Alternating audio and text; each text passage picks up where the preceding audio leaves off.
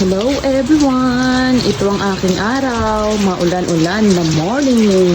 Hello mga ka-sunshine, good morning, good afternoon or good evening sa ibang bansa. We're here at Whataburger. Kain tayo ng breakfast. Yummy yarn. Anong order mo, babe? Sa sausage, biscuit, right? Huh? Sa akin syempre kami yan o usok-usok ka. Kasi may soda. Dito. Naman yung sausage, cheese, and egg. Tapos yung sauce, mamili ka ng gusto mo. Tapos ito hash brown. Gusto ko yung sasawa na ketchup na. Manghang. Ay, baka bukas ang sasawa. Dito naman kayo ang sausage and gravy. Kasi ito natin, yung tinapay. Sabi niya. Kain po tayo! Ang Whataburger ay isa ring fast food chain restaurant. At open sila ng 24 hours.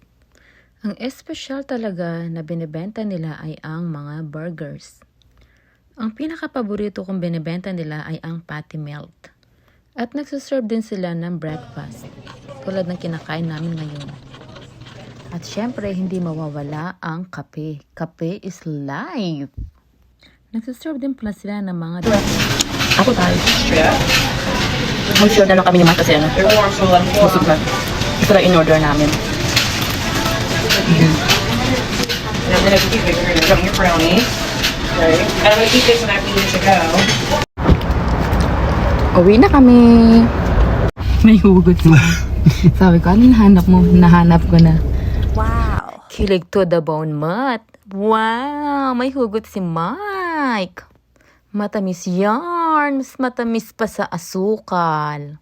Sa mag-asawa, kailangan din ng date din pag may time.